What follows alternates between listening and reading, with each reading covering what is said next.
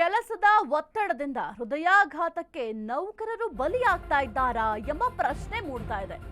ಕೆಲಸದ ಒತ್ತಡದಿಂದ ಹೃದಯಾಘಾತಕ್ಕೆ ನೌಕರರು ಬಲಿಯಾಗ್ತಾ ಇದ್ದಾರಾ? 5 ಪಾಲಿಕೆಗಳಲ್ಲಿ ಸಿಬ್ಬಂದಿಗಳಿಗೆ ಹೆಚ್ಚಿದ ಕೆಲಸದ ಒತ್ತಡ, ಹೃದಯಾಘಾತದಿಂದ ಸಾಲು ಸಾಲು ನೌಕರರು ಸಾವನ್ನಪ್ತಾ ಇದ್ದಾರೆ.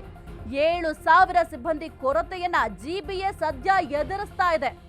ಬರೀ 3,000 ನೌಕರರಿಂದ ಕೆಲಸವನ್ನ ಜಿಬಿಎ ಮಾಡಿಸ್ತಾ ಇದೆ. ಕೆಲಸ ಒತ್ತಡ ಹೆಚ್ಚಾದ ಹಿನ್ನೆಲೆ ಈ ಡಯಾಬಿಟಿಸ್, ರಕ್ತದೊತ್ತಡ, ಹಲವು ರೋಗಗಳಿಗೆ ಜಿಬಿಎ ಸಿಬ್ಬಂದಿ ತುತ್ತಾಗ್ತಿದ್ದಾರೆ. ಹೊಸ ಸಿಬ್ಬಂದಿ ನೇಮಕ ಮಾಡದಿದ್ದಕ್ಕೂ ಕೂಡ ಆಕ್ರೋಶ ಕೂಡ ವ್ಯಕ್ತಪಡಿಸ್ತಾ ಇದ್ದಾರೆ. ಜೀವದ ಜೊತೆಗೆ ಆಟ ಆಡ್ತಿದ್ದಾರಾ ಅಂತ ಸಿಬ್ಬಂದಿಗಳು ಕಿಡಿಯನ್ನು ಕೂಡ ಕಾರ್ತಾ ಇದ್ದಾರೆ. ಈಗ 7,000 ಸಿಬ್ಬಂದಿಗಳ ಕೊರತೆಯನ್ನ ಜಿಬಿಎ ಸದ್ಯ ಎದುರಿಸ್ತಾ ಇದೆ. 7,000 ಸಿಬ್ಬಂದಿಗಳು ಮಾಡುವಂತಹ ಕೆಲಸವನ್ನ 3,000 ಸಿಬ್ಬಂದಿಯ ಮೇಲೆ ಹೊರಿಸಿದ್ರೆ ಅವರ ಪರಿಸ್ಥಿತಿ ಏನಾಗಬೇಕು? ಒತ್ತಡ ಅಂತೂ ಆಗೇ ಆಗತ್ತೆ. ಯಾಕಂತಂದ್ರೆ 7,000 ಸಿಬ್ಬಂದಿಗಳು ಮಾಡುವ ಕೆಲಸವನ್ನ ಕೇವಲ 3,000 ಸಿಬ್ಬಂದಿಗಳು ಮಾಡ್ಬೇಕಂದ್ರೆ ಬಹಳ ಕಷ್ಟ ಆಗತ್ತಲ್ಲ.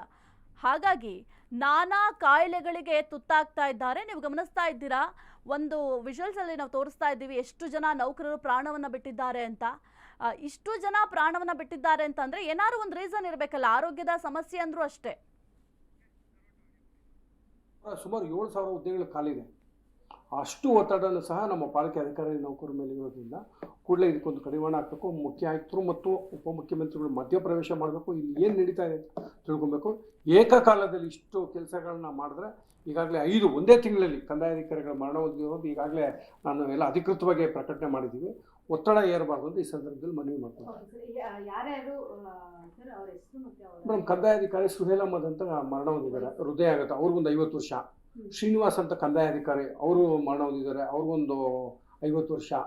ಆಮೇಲೆ ಮೊನ್ನೆ ಶ್ರೀನಿವಾಸ್ ಅಂತ, ಇನ್ನೊಬ್ಬರು ಶ್ರೀನಿವಾಸ್ ಅಂತ, ಅವರು ಕಂದಾಯ ಪರೀಕ್ಷಕರು, ಅವರು ಮರಣ ಹೊಂದಿದ್ದಾರೆ. ಈ ಥರ 5 ಜನ ಒಂದೇ ತಿಂಗಳಲ್ಲಿ ಒಂದು ವಾರ 3 ದಿನ ವ್ಯತ್ಯಾಸದಲ್ಲಿ ಆಗಿದ್ದಾರೆ. ಇಷ್ಟಕ್ಕೂ ಕಾರಣ ಒತ್ತಡದ ಕೆಲಸ, ಮಾನಸಿಕ ಕಿರುಕುಳ, ಮಾನಸಿಕ ಹಿಂಸೆಯಿಂದ ಮರಣ ಹೊಂದಿದ್ದಾರೆ.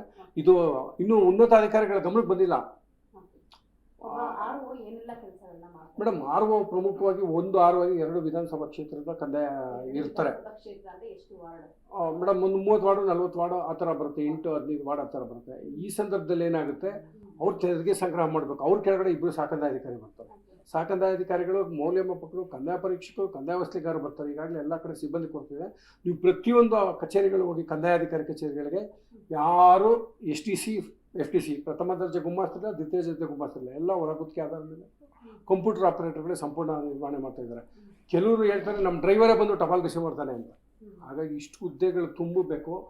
ಈ ತುಂಬದೇ ಇರೋದ್ರಿಂದ ಒತ್ತಡ, ಮಾನಸಿಕ ಹಿಂಸೆ ಬಹಿರಂಗವಾಗಿ ಎಲ್ಲ ಹೇಳಕ್ಕೆ ಸಿದ್ಧವಾಗಿದ್ದಾರೆ. ಈಗ ಸರ್ಕಾರದ ಆದೇಶದ ಪ್ರಕಾರ ಏನು ಸಮೀಕ್ಷೆ, ಸಾಮಾಜಿಕ ಶೈಕ್ಷಣಿಕ ಸಮೀಕ್ಷೆ ನಡೀತಾ ಇದೆ, ಅದರ ತರಬೇತಿ, ಸೂಪರ್ವೈಸನ್ ಪ್ರತಿಯೊಂದು ನಮ್ಮ ಕಂದಾಯ ಇಲಾಖೆ ಅಧಿಕಾರಿಗಳ ಪ್ರಮುಖ ಪಾತ್ರ ವಹಿಸ್ತಾ ಇರೋದ್ರಿಂದ ಈ ಕೆಲಸ ಕಾರ್ಯಗಳಾದ್ಮೇಲೆ ನಾವು